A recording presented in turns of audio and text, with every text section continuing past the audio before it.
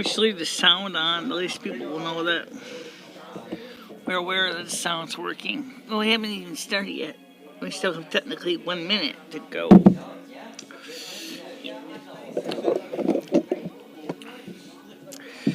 Alright guys, we start at 10 o'clock, and we try to start the tape a few minutes before, make sure that everything is working, make sure microphones are set, make sure the equipment is working. So normally we turn the sound off before we start. It is now 10 o'clock. Okay, let's get started. Hi guys, how may I read? Everybody, it's MicheleMarieDalene, and I have some great news today. Donald Trump has done what he said he will do.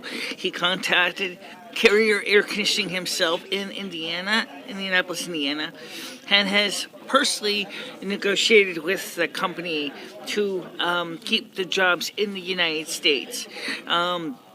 Which is a fantastic thing. He's going to be in Indiana as of Thursday to let the people of Indiana know. He's going to have a rally in Indiana for that reason.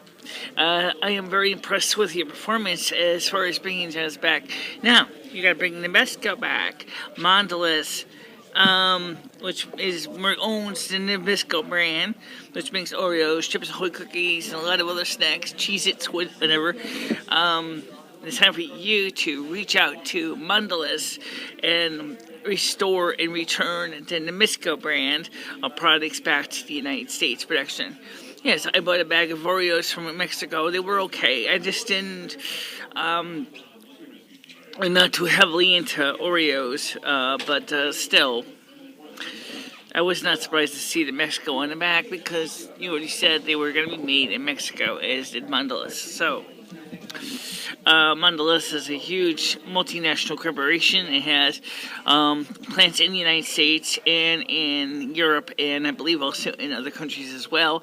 They certainly have got no reason why they cannot have a U.S. production plant, but I think what they did was they broke it down by country-wide, or continent-wide, since the United States is relatively large. Mondelez probably has plants in Mexico and Canada. I wouldn't be surprised if that's what they're doing. Yesterday's video, I didn't hear any comments about it, which is a shame because I really would like to have heard more from you. Right now, I'm in discussion on another video on V West Life's channel, talking about some inexpensive, supposed to be rough service incandescent light bulbs, which in his own reviews have turned out to be pretty much just regular light bulbs, which is slightly improved to make them rough service compatible, but they're not really rough service. And we were talking about the light bulb ban that it was originally signed into law by George W. Bush, which is the son, in the early 2000s, that of course resulted in the supposed to be ban of all incandescent light bulbs in the United States. So this obviously has a very negative impact on people who need light bulbs. I use incandescent light bulbs in my studio here because they give good color rendering temperature. They also don't contain mercury and other toxic poisons, which is important for our health. They also produce a tremendous amount of ultraviolet rays, especially if they're not properly designed. And that is, of course, what I have discovered with my own photo studio grade CFLs, is that they were ultraviolet rich. That's why we dumped those things very fast. Except we couldn't. We literally dumped them because, unfortunately, there is no place to legally dump them because they do contain mercury. There is a hazmat issue for safety, so you can't just throw them in the domestic trash. So yes, I'd like to see General Electric, Westinghouse, Sylvania, and other incandescent light bulb manufacturers, as well as halogens and yes, LED manufacturers, bring bulb production back to the United States. I would think that should be Donald Trump's next angle, is to begin to encourage other manufacturers to return, as well as the same thing for other appliances makers such as General Electric, RCA, Zenith, and other companies that make radios, televisions, to bring production back into the United States. Should it be a CRT? Should it be LCD? Well, I think there should be both. There are people who do like CRTs, and there are people who like LCDs. So there's advantages to both technologies. So I think that should be explored in the future, is the restoring of the American desire for media. Let's talk about something here today. I'm just going to see what this thing's saying. Yeah, it's good. Let's talk today about the, I think it should be a little higher up, actually. Yeah, that looks good. Okay, let's talk today about the something that Alex Jones reiterated on Monday. However, it's not really new news. In fact, it's even when I was a kid in the 80s, it was old news. It was almost everybody knew this, and no one really gave them a shot. They said that television rots your brain. No kidding. Television, live television is particularly good, but unfortunately, it's the cheap brain junk food, such as Gilmore Girls, and of course, and shows like that. Once Upon a Time, I like Once Upon a Time to a point, but I can't really see watching it every day, or Price is Right, or all the soap operas. Tend to rot your brain and turn your brain into silly putty. I don't support the excessive use of crappy TV as the pacifier, which was very common in my generation. I was born in the 60s, late 60s. I was raised on TV in the 70s, 80s, and 90s. And of course, after a few years, I just decided that I got weaned off it. I just kind of grew tired of TV, and I said, get the idiot box out of here. I really didn't want it anymore, so it was no big deal for me to cancel my satellite dish subscription. Last year I had a reason to, but it was something, as you remember, that was already in the works from that time prior to going to the Yellow House. So yes, it was something that was already in my works. Anything?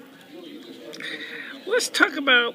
You want to talk about what's going on with the weather really quick here, because there's some questions about potential storm coming up. Yes, according to Weather Dakota, they said that here in the Northeast, around the 6th of December, it looks like there may be some winter storm activity coming in, as well as colder temperatures. However, it's kind of far out, so I don't like to go that far out, because that just only adds to a lot of uncertainty as it is. So let's stick with the things that we can at least be sure of for the next 3 days, shall we? Right now it is 7 degrees Celsius. It is cloudy. It feels like 6 degrees Celsius. Winds at north at 8 kilometers per hour. Relative humidity is 93%. UV index is low. Dew point is at 6 degrees Celsius. Sunrise this morning was at 7 a.m.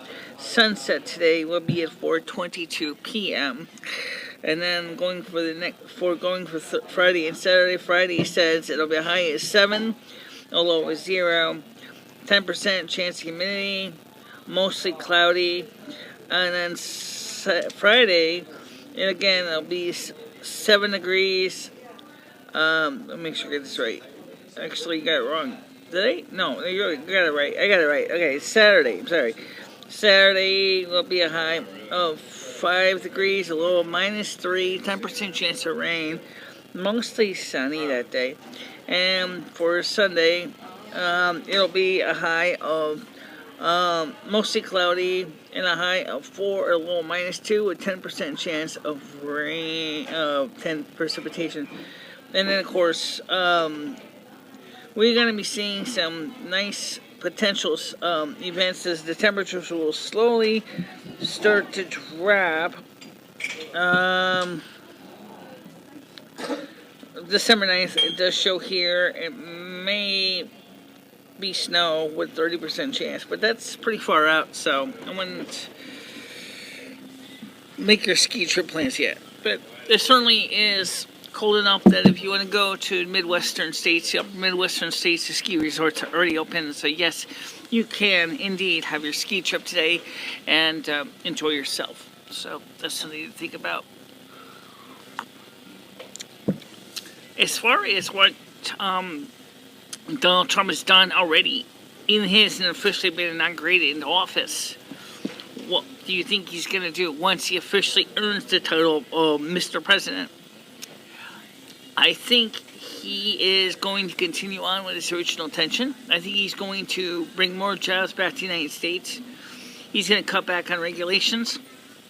Even the excuses that Barack Obama is trying to throw in a heap load of regulations before he leaves office.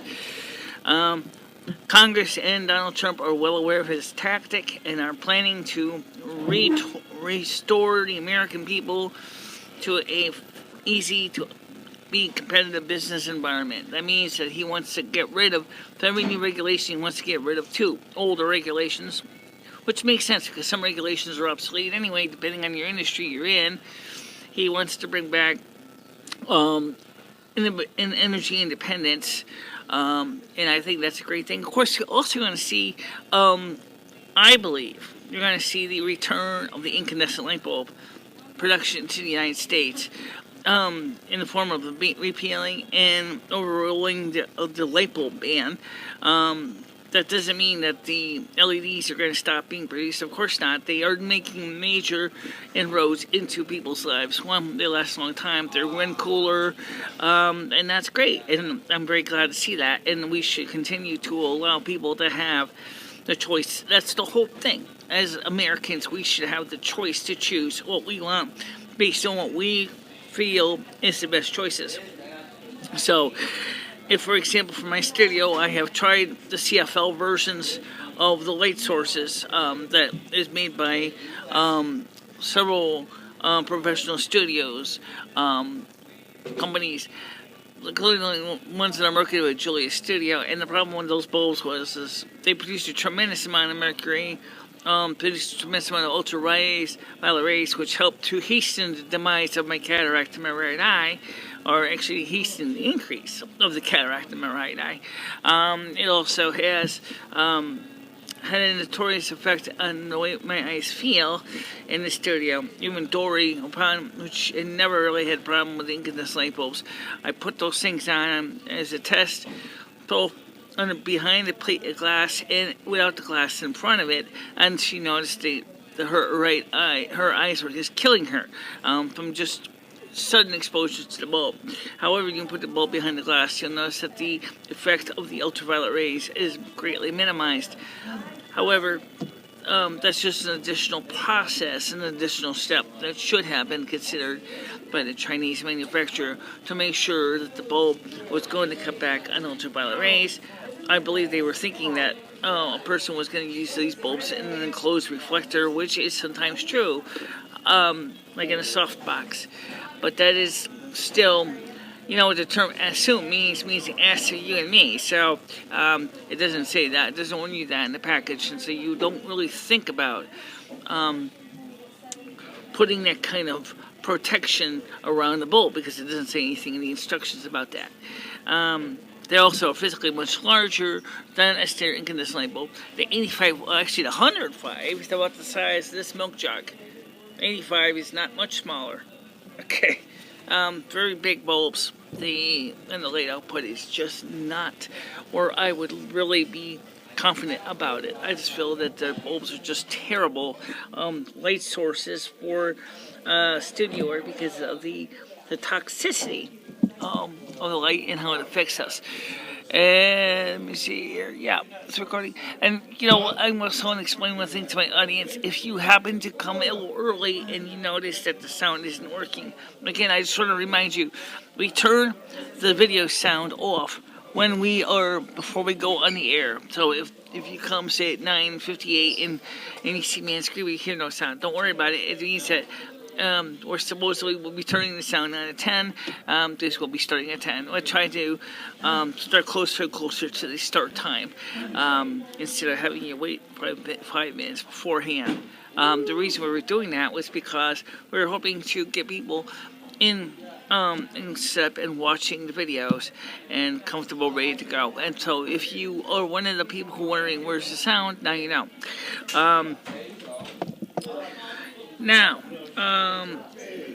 I also want to thank you all, the few who have subscribed to the video.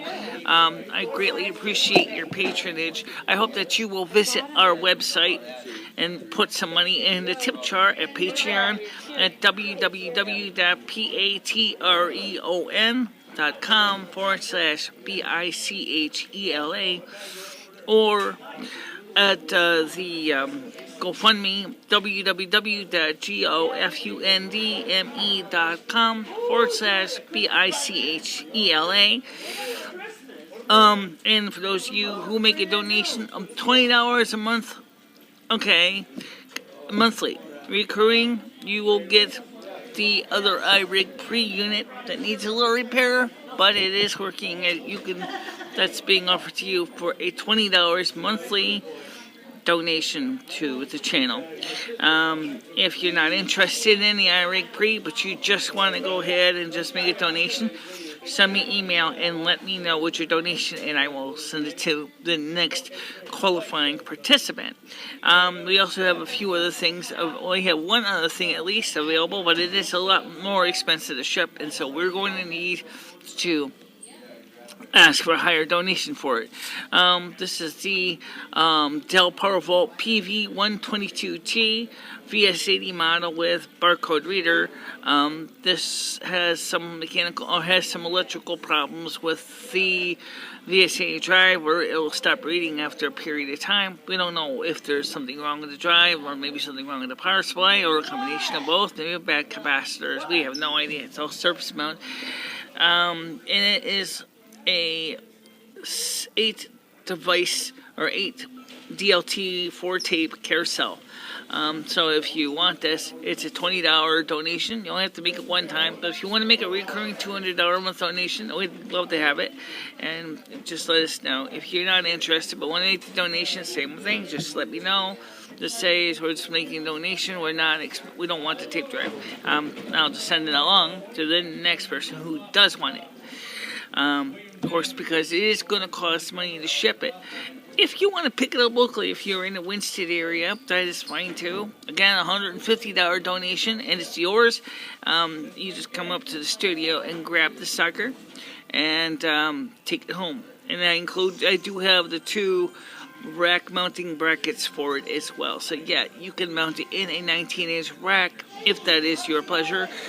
It is a SCSI wide LVD, a low voltage differential, single-ended, and so it'll work with most modern standard SCSI host adapters. It is not high voltage differential, so please do understand that there's a difference between LVD and HVD. You don't want to get the two mixed up, but unfortunately some people have done that in the past and blown their stuff to kingdom come. I don't think you want to do that. Some things may be a little more tolerant about it, but I don't think this is one of those devices, because it says specifically LVD and single-ended only, but that is available to you today. Now, as we will be seeing, the temperatures are going to slowly drop starting as of Friday. It's going to start cooling down Saturday. It's going to be cooler, like I showed you in the video weather. It's not too much to expect. Things are going to be time for you to consider the needs of those who don't have housing. If you happen to know of any homeless people in your area that are looking for a place to sleep, please give them, try to help them out if you can. Give them a warm place to sleep. Perhaps put a little bit of, food and shelter and water and everything else in their lives. I'm just trying to adjust this in here, because I always kind of, it's better. I always think it's always a little bit crooked. It's not really, but yeah, it does help. They need helping. They need housing too. And don't forget today, remind you that December 23rd of 2016, the Soup Kitchen is having its Christmas dinner here at the Open Door Soup Kitchen Winston. That will be starting on December 23rd. Of course, December 24th, Christmas Eve, and December 25th, the Soup Kitchen will not be open. Those days happen to land on a weekend anyway, so it won't be open until after the 6th of, let me just double check that here, make sure I'm not giving you the wrong dates. I got a full calendars of activities here, so let me just go to my view calendar month. Okay, yes, December 23rd is on a Friday. December 24th, which is Christmas Eve, is on Saturday. And of course, Christmas Day is on Sunday, so it will not be a big deal for anybody. And then, of course, Monday is December 26th. Don't forget they also will not be open on New Year's Day. I don't know about New Year's Eve, but New Year's Eve anyway lands on a Saturday anyway. So I don't think that's an issue. New Year's Day is on a Sunday, so again, that's not going to be an issue. But they should be open on the 2nd of January. So, great news to know there.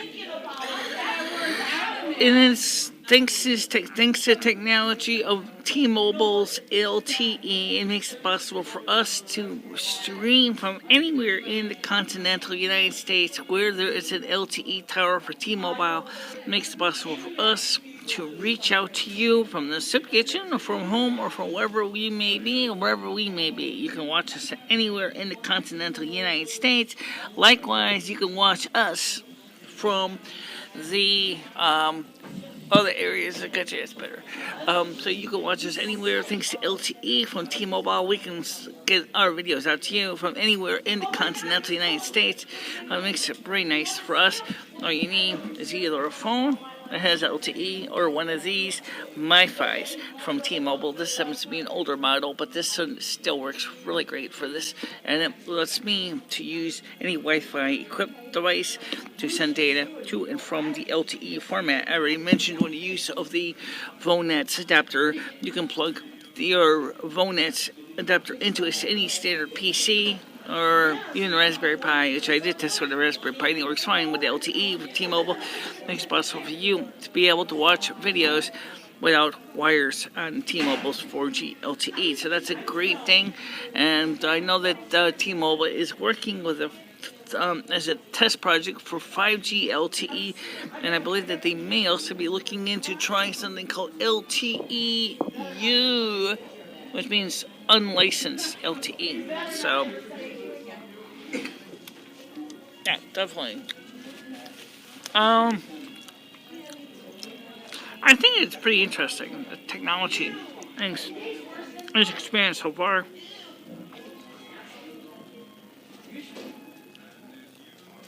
Yeah, when I was a kid, I always kind of wanted to be on TV, and of course, back then, the only choice to do TV was to go into a TV studio, or and become a reporter or an anchor, or so. This new LTE technology, and yes, even to some extent, standard of 3G and 4G, has made it very possible. Working through sites like Vimeo and YouTube, you can get out there and doing news stories and covering the news live and fresh. This is an awesome tool. And thanks to the way that with the T-Mobile's Binge On service on the standard simple choice with Binge On plan and data stash, you also got the ability to upload YouTube videos for free. Of course, this also applies to the T-Mobile One plan as well. Again, it doesn't upload the video as high speed as obviously 1080p, but seriously, right now you're only doing a video 640 by 480. I'm only doing a video 640 by 480, so I don't really need to worry about trying to squeeze video in a 720p. Although when me and Monique were in the studio, we did shoot at 720p. And when I did the election night coverage, that was also in 720p with Dory. I saw Dory yesterday. She's doing okay. But she was having some problems with one of her mice on her computer. This mouse, I've warned you once before, this old Logitech mouse has a notorious problem that if you allow the nickel metal hydrides to run flat, it will not.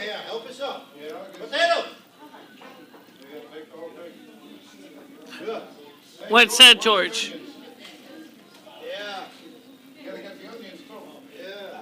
So, George, what you got?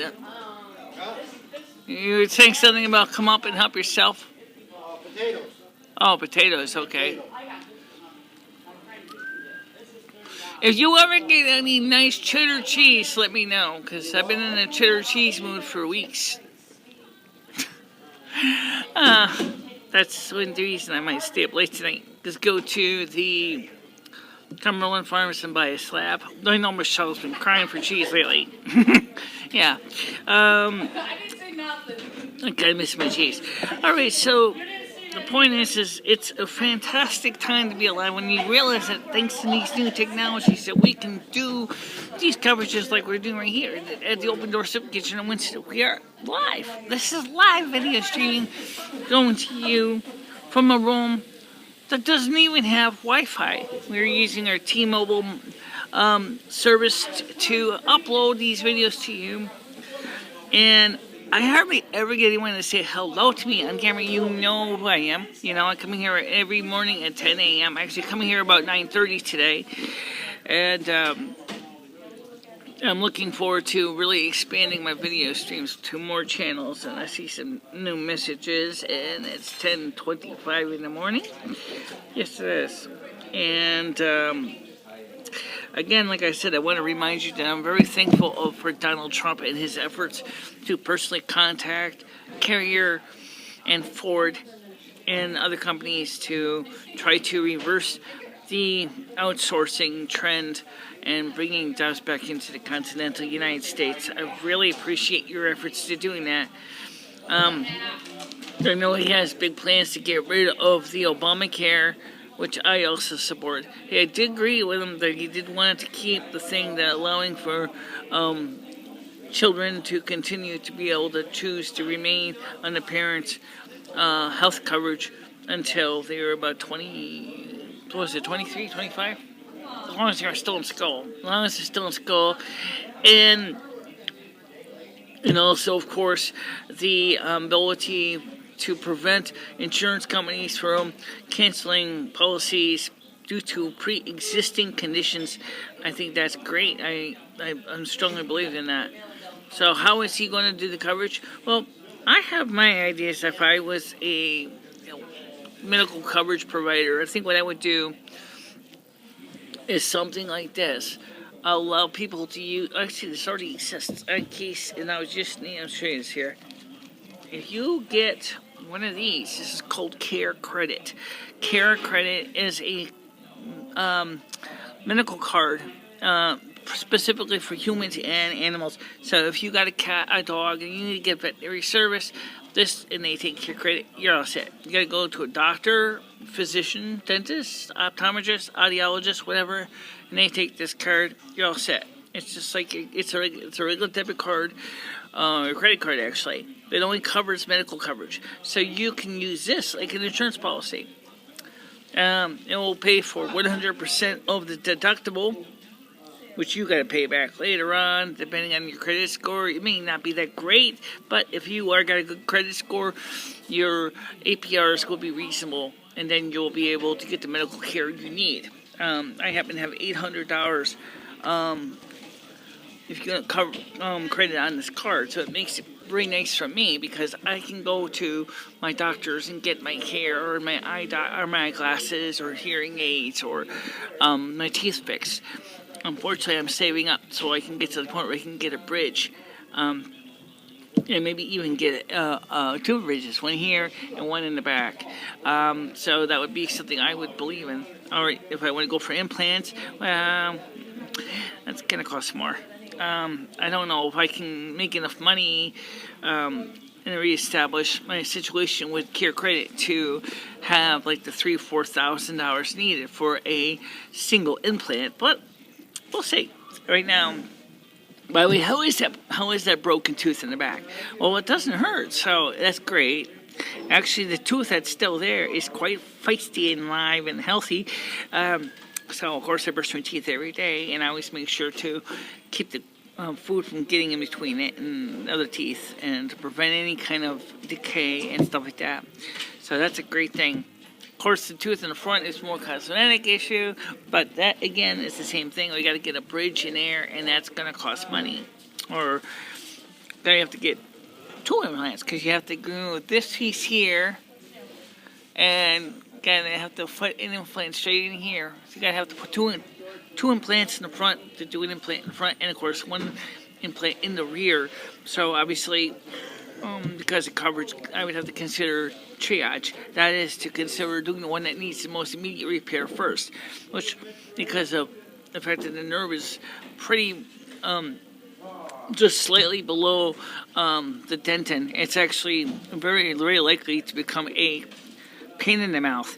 Would be the one in the rear. Right now, the nerve is protected and it's shielded, but if that dentin gives away, it's going to be exposed, and it's going to be ouchie time. So that definitely is the reason why I definitely should focus on the rear tooth first. Either get an implant or a bridge. So let's all look into. It's just common sense. Got to fix the things that need to be fixed first, and then deal with the things that don't need to be fixed later. And my apartment is staying a pretty nice toasty temperature now, but the heat's been fixed. I mentioned that in several videos in the past. Not too long ago in McDonald's, my heat was kind of partially not right. It turns out that wasn't quite correct, but there was some slight miswiring, but that's fixed. Now my heat works at my command, which is a great thing. So now I don't have to worry about freezing this winter time. And since I won't have to run my electric heat so much, that means that we will hopefully begin to see a drop in my electric consumption. And since we do the videos here in the soup kitchen, I don't really need to worry about doing them necessarily at home as much, unless I want to do short little video clips. I kind of like doing the videos at home because you got a nice studio and it works out great. Yeah. Also, based on what you heard Alex Jones say about how talk radio has a positive impact on the mind, do you think it would make sense to find a way to do live streaming on your listen? Yeah, your listen doesn't seem to have a live streaming option. I can upload a recorded program to your listen, and I am on yourlisten.com, so if you want to find some of our older radio programs, that's where they are. They're on www. Is it your listen or your listen? Your listen. YOURLISTEN.com /BICHELA. That's where you can find our radio programs that we did some time ago. We haven't done anything new lately. Maybe I might encode these as audio streams for the your listen people to listen to these programs, because most of my programs anyway are not very visual, so it really is not a big deal. It's just an easier way to reach out to people. The thing that amazes me is how much. It's too bad that we can't actually check to make sure that everything is working right in these videos, because there is no way to do it. Why? Because the only way to do it is to use an Android or another iOS phone, as the BlackBerry does not have the necessary modules to support Flash or the new WebM media format, so which means I can't play the video on the BlackBerry until it's re-rendered into MP4, and then I can play the videos. But that's after the fact, not before. So I don't get a chance to check to see how well it came out until I go home, or until this is done on the iPhone 4S, and then I can go back and I can play the stream and see how it came out. So if anything goes wrong with the sound or something like that, and I don't know about it, there's nothing I can do about it. As we found out when I did a live video in my studio on Thursday morning, which I still am very sorry for. Friday. Was it Friday? Yeah, it was Friday. Okay. Yeah. Definitely. Like I said, there's only so much you can do when you don't know that something's wrong. So if you ever run into finding one of my videos and then the sound's not playing, and no matter what you do then just let me know in a comment or message, and I will work on it and try to prevent that from happening in the future.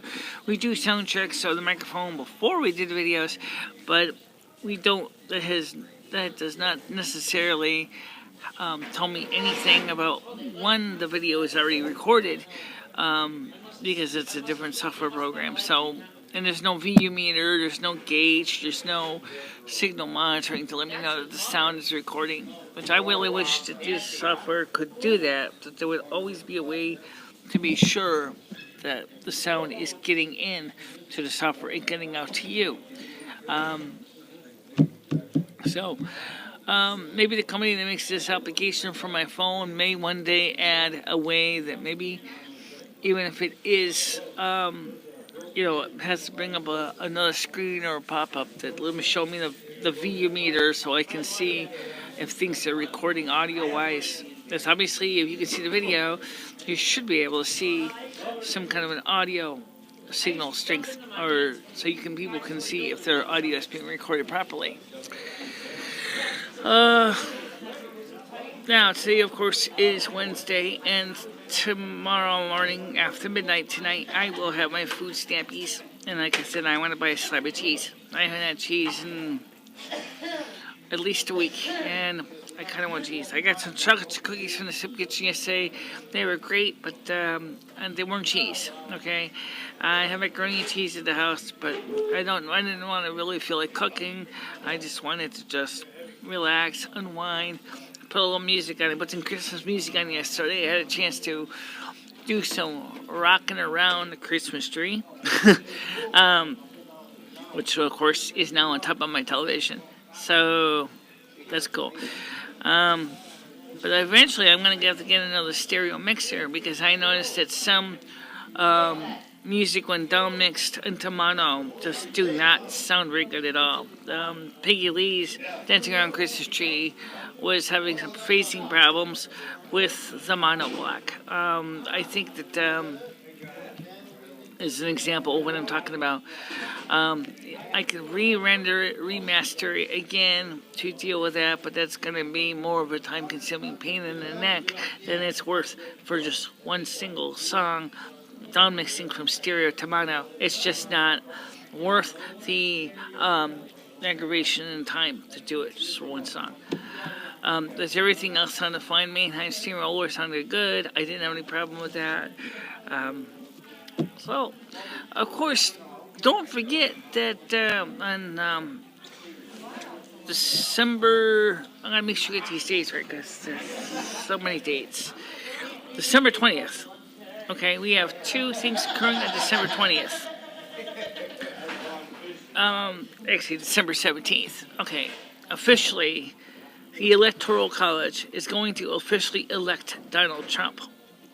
Okay, the second thing is on January 20th of 2017, he will be inaugurated into office as President of the United States. Officially. Congratulations. I just want to let you know I am very supportive. And I'm also glad that even Barack Obama has said is Jill Stein's trying to force recounts in different states is a colossal waste of time. It is, and it's really, really stupid to think that you're spending all this millions of dollars trying to force the recount, and you're not even going to get anything out of it. Donald Trump, as even Barack Obama said this, has won this election fair and square. There's no tomfoolery at all. Okay?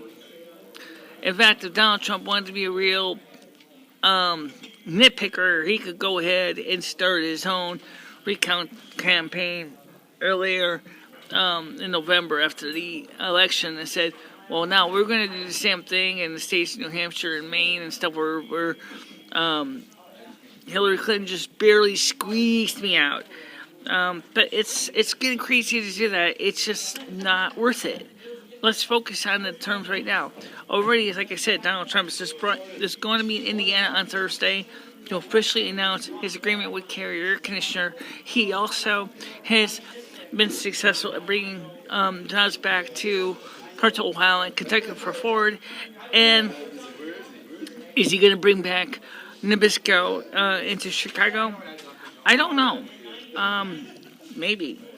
Maybe he can work with Mondelez and make that possible, where you can start seeing more Oreos made in Chicago, Illinois, which would be great for the people that were laid off from Nabisco in Chicago, because they deserve a job too.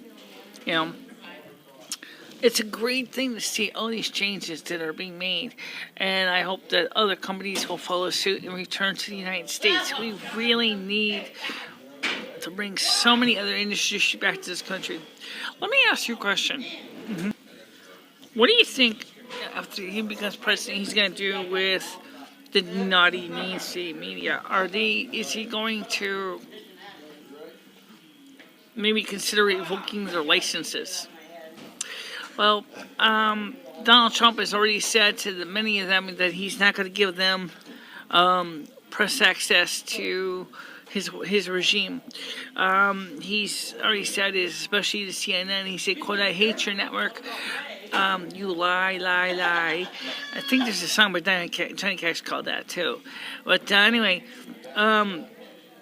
so he's already said to them that I'm not going to give you coverage, exclusivity to what's going on in the Trump administration. And we also, of course, he's going to be encouraging more of the alternative media, such as InfoWars, Breitbart, Drudge Report, to have access to the White House. I think that's a great thing. Let me just let all of you know that the alternative media, which I'm part of, is that I, myself, will do everything I can. I will be committed to make sure to give you the truth as best I can. Doesn't mean I'm always going to be 100% successful, but as I said, I will do my best I can to make sure that you get the truth, because we know that that is important for the well-being of Americans, as to have the honest truth of what's going on with the President of the United States. It's also important because they have become the eyes and ears of the presidents of the past, and so that those people are the ones that are needed to make sure to keep the administrations honest.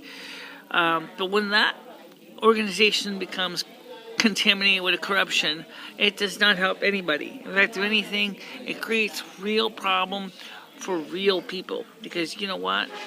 It hurts us. It hurts those in the media who busted our butt to try to cover the truth. And sometimes I have to admit, we do make mistakes. But what CNN had been doing was been delivered. It was not a mistake. It wasn't on purpose. Okay? They were doing things to discredit Donald Trump during his primaries, during the campaign. He did everything they could to try to push their choice of candidate, which is Hillary Clinton. And I'm going to say this one time because I think it's a good point. It's time. I really want to see the end of this, okay? Can we get on with our lives and stop being stuck like a record with a broken needle in the same damn groove over and over again? The election is over. Let's get on with our lives, okay? We have a new president. He's already working on his new cabinet. He's working to get things done. And by the way, he may make mistakes in choosing his appointees, but he's pretty good about it. He's going to do his best to make sure not to make mistakes in who he chooses for positions to the cabinet. How would you do if you're a presidential cabinet member? Well, from what I was told from one of the people that was met up with Donald Trump, he said it was just like a job interview. When he went in there, Donald Trump was very specific. He asked very tough questions of what he expects of his people. So it's just like a job interview. I haven't been in a job interview in at least 15 years, and I remember what it was like, though, when you go in to see the human resource person or the owner of the company, and they're asking you questions like, what hours can you work? Why do you think you're a good candidate for this position? Sometimes it's really hard because, you know, in the last few years, a lot of these political people don't really think it's going to be like that. They think it's just going to be shake, how are you doing, have a seat, have a coffee, and and just, chew the fat. It's not the case. Donald Trump doesn't work like that. I'm not saying he doesn't have moments where he does, but I'm saying is that he's much more very business oriented, and that's the kind of person that we need. And he's looking for the right people for the right job based on their qualifications and their skills. So if I was to look for a job with Donald Trump, I don't know what I really would have to offer the Trump administration, except, of course, knowledge of, the media and how to, get out there and live stream and to encourage people to watch the streams. But I have to be honest, it's an uphill battle, even my own channel, because you guys are very much assaulted every day by Facebook broadcasts and tweets and on Twitter and Instagram and Google Plus and email spam. Sometimes it's really hard to filter the real stuff from the noise. And some days I have a real story, like today, right? And yesterday, about the food stamp thing. And then some days I come in here, I don't have anything to say at all. Those days I tend to be shorter than today. Today was running a little bit longer, closer to the half hour, 45 minutes. 45, almost an hour now. It's going to be 45, it is 45 minutes. It's 45 minutes now. Yes. And we're going to get ready to wrap it up soon. But if you have suggestions, if you have comments, concerns, ideas, that's suggestions, right? Don't be afraid to let me know. We'll see what we can do to make your suggestions, comments, concerns be addressed and improvements can be made. But if you don't tell me anything is wrong or if we did something right, then we may not know if it was something you liked or disliked. That's where your comments come in, because it helps me and Lumi and Dory and Monique and Dawn, Galati, and others who are here, and to make sure that we're focusing on the material that you think is important. I do have, as you know, I have advertising at the beginning of the video. Okay. Please don't get angry at me for having advertising. I have to make a living somehow. This is one of the hardest jobs to make a living at, because there are so many of us out there all clamoring for the prize of a steady income. And so I'm only one person. But unlike, say, Lisa Evans and Next News Network, I'm not advertising like 15 different products that I know from actual local sponsors. T-Mobile is not a sponsor, but I promote the products because T-Mobile has an excellent telephone communication service that works out well for me, because it makes it possible for me to cover more areas and be in more places than I could be if it was just standard wireless. Not saying it's perfect, okay, because I'm not getting paid to promote them. I know, in fact, some ways, the T-Mobile customers is T-Mobile's best advertisers. We are trying to see our network grow. I know that my share of stock has went up over $10, which is great, and that's a good thing. And I hope to God that Sprint does not try to buy T-Mobile, because that would be, for T-Mobile, would be like drinking cyanide. Nothing would destroy their network reputation than to be bought out by a network that is basically living on a respirator right now.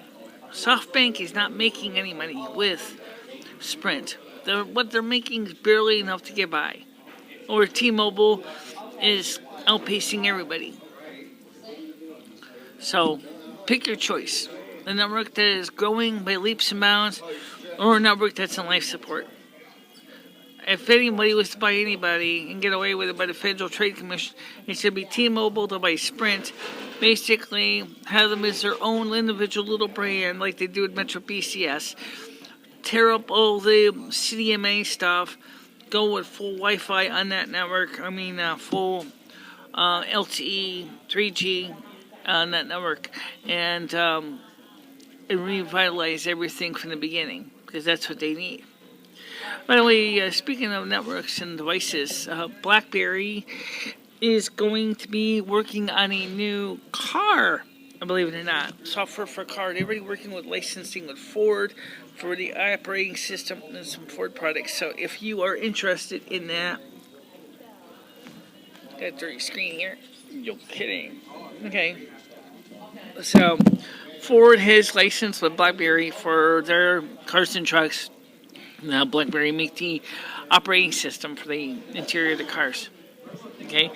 The new and the last of the BlackBerries, the keyboard phone that's being produced in-house by BlackBerry. I do not know when it will be released. I have no idea. I'm still waiting. I heard January, so I'm looking forward to seeing what it looks like. Because, you know, this phone is a good phone and everything. It's a little old, but it is my phone, so... And phone-wise, it has good sound and it works great. But I do have to admit that it is getting long in the tooth. But, it's got the classic BlackBerry look. It's got the nice little smiley face in the front. So, one of the networks that I would like to see again is, what do I call it there? Extra Normal. ExtraNormal.com. I really wish you'd come back and allow people to create the cartoons they were doing in the old days, back in 2011, 12, 13. You guys could allowing people to be very creative, creating little animated skits and stuff that I really kind of wanted to work on one with the Hillary Clinton issue in the past. I started working on it, but I never got a chance to finish it. So Extra Normal, if you ever return to the allowing people to use your software or licensing it out to somebody else to use the software, that would be fantastic. I'd love to see the finished product of what I was trying to create. Well, guys, it's getting a little long, and I'm going to get ready to wrap this up. But please don't forget, I'll see you tomorrow, which is Friday. On Thursday and Friday of this week, of course, I will be here, and we will cover things at the Soup Kitchen on Thursday and Friday. I don't know about next week, because, you know, these videos are, of course, you know, they're a lot of time consuming. Maybe we might change our live stream time to after lunch instead of before lunch, because that way I can enjoy more of the chance to get a cup of coffee and sit down and read the news and check the news articles before I come on camera, and then I will have some better material. So maybe we might change it from 10 to 2 to sometime in the afternoon. You also notice that I changed my YouTube channel name slightly, where it now says the North American Snow Queen. So it says MicheleMarieDalene, North American Snow Queen in parentheses. That is because of the fact is that we wanted to cover more of, you know, stuff. But I wanted to keep my first name, MicheleMarieDalene, because that's how people find my videos. And also, I wanted to remind people, indeed, that I am the North American Snow Queen, and that's what I do. And this is my season coming up as of the 20th. And don't forget that on 7 p.m. on the 20th, we will be having our convocation, and that will be covered live from the North American Snow Queen Palace. And so for now, thank you very much for watching these videos. Again, I'm going to go ahead and mute the sound. It is the end of the video. I gotta leave the way the video can record the last few seconds and get it out the door. It's the way we do that. So for now, thank you very much for watching, guys. Bye bye, everybody.